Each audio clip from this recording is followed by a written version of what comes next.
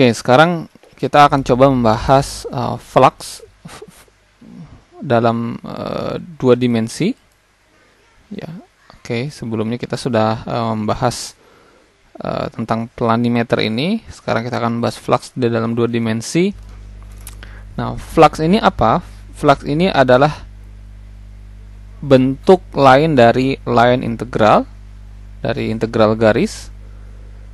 Misalnya kita memiliki sebuah C-plane curve, sebuah perjalanan begitu, C-plane curve, dan F itu adalah sebuah vector field, misalnya begitu. Maka flux F across C, jadi flux F yang melewati C itu adalah integral terhadap C F dot N ds. Nah, ini adalah unit normal vektor terhadap C. Misalnya kita memiliki C seperti ini, maka unit normal vektor adalah 90 derajat clockwise atau 90 derajat searah jarum jam dari T. Jadi kalau kita lihat di sini, T-nya kan ke sana mungkin T-nya ke sana, maka 90 derajat searah jarum jam adalah ke sini. Oke. Maka itu adalah N-nya. Maka ini adalah N-nya, 90 derajat ke bawah. Oke, seperti itu. Arah T-nya ke sana, tangentnya itu tentu searah dengan gerakan C-nya itu ya. Dia tentu belok-belok sesuai dengan yang membelokkan arah garis ini. Nah, 90 derajat searah jarum jamnya itu adalah normal, unit normal vektor dari C.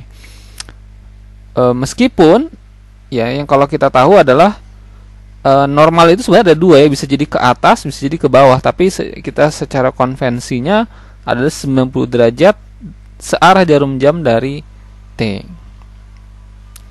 Nah, jika kita pecah C ini menjadi delta S yang kecil, kita potong-potong begitu ya, delta S yang kecil, maka flux ini adalah limit delta S menuju 0 sum dari normal vektor F didotkan dengan vektor field F didotkan dengan unit normal vektor dikalikan dengan delta S. Oke. Nah, maknanya seperti apa? Nah, kita akan lihat. Kita ingat lagi bahwa work atau usaha W W itu sama dengan apa? Integral garis vector field F dot dr. Dan ini bentuk lainnya adalah vector field F dot tangent di ds kan. Jadi artinya apa ini? Artinya adalah summing atau menjumlahkan komponen tangen dari F. Jadi misalnya F-nya ke sana, nanti di sini ada tentu komponennya. Kalau kita lihat jadi ada vektor F-nya ke sana, tangennya ke sini. Kita bisa lihat proyeksinya, maka ini adalah nilainya. Oke. Itu adalah nilai dari cara kita melihat work atau usaha. Nah, kalau flux itu berbeda. Flux itu adalah menjumlahkan normal komponen dari F. Dia menjumlahkan normal komponen dari F. Oke. Sehingga kalau F ini tadi diproyeksinya ke tangen, kalau ini F-nya ini kita proyeksikan yang dalam tanda kutip adalah ke N. Maka kalau kita lihat ini seperti menusuk C begitu ya, antara dari atas ke bawah atau bisa jadi dari bawah ke atas. Si normal ini kan seperti menusuk. Kalau kita bicara menusuk, maka cross begitu ya. How much field cross the curve? Memotong curve atau menusuk curve-nya. Kalau menusuk searah apa ya? Searah normal. Oke. Nah, kalau kita bicara si C-nya arahnya ke sini, kalau menusuknya dari kiri ke kanan, maka nilainya adalah positif. Tapi kalau menusuknya kebalikannya, dari kanan ke kiri ke sana, maka nilainya adalah negatif. Ini sebuah konvensi saja. Secara interpretasi fisika berbeda, tapi sebenarnya secara perhitungan sama. Oke, interpretasinya for F untuk vector field F kita anggap sebagai velocity field, maka jadi misalnya kalau velocity field F-nya itu sebagai velocity field, fluxnya itu mengukur seberapa banyak fluid melewati C,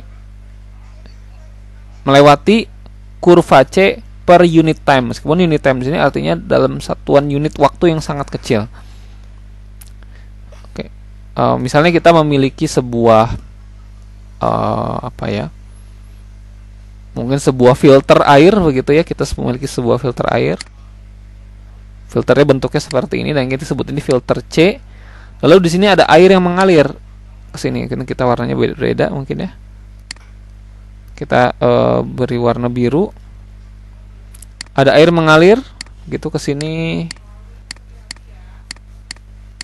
sesuai dengan normalnya, atau kadang juga ada air yang ke sini.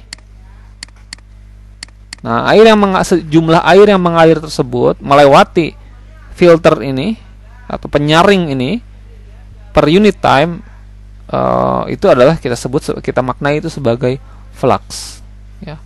Itu adalah sebagai flux. Nah, animasinya seperti apa? Oke, sekarang kita memiliki seperti ini sebuah C ya. Lalu di sini ada vector field yang arahnya ke sana. Oke. Nah, lalu kita akan melihat ada berapa partikel yang melewati ini ya. Aliran air yang melewati si penyaring ini itu adalah sebagai flux. Atau kita juga bisa ilustrasikan dengan fluid ya, air begitu. Oke, ini juga sebagai nilainya sebagai flux. Sebenarnya kita bisa arah C-nya bisa berbeda-beda. Bisa kita putar menjadi seperti ini misal. Nah, nanti kita ingin melihat seberapa banyak yang tentu kalau berbeda C-nya, yang mengalir juga jadi berbeda besarannya. Oke, jadi seperti ini ya. Oke. Oke, baik. Nah, ini normalnya adalah ke sana. Ya. Oke, berarti ini kemungkinan C-nya ke arah sana ya. C-nya ke sana sehingga 90 derajatnya adalah normalnya ke sini. Oke. Nah, kalau kita ilustrasikan begitu ya, maka ada sebuah luas yang kita dapatkan. Kita pakai warna merah mungkin ya. Ya, ini. Ya. Maka kita bisa katakan ini sebagai suatu fluxnya ya, seberapa besar. Atau bentuknya begini.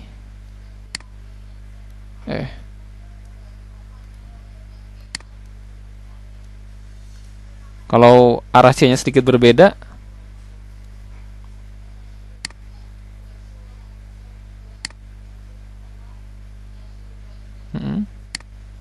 oke. Atau kalau misalnya kita oke, ini nggak bisa diputar lebih jauh lagi ya. Ya.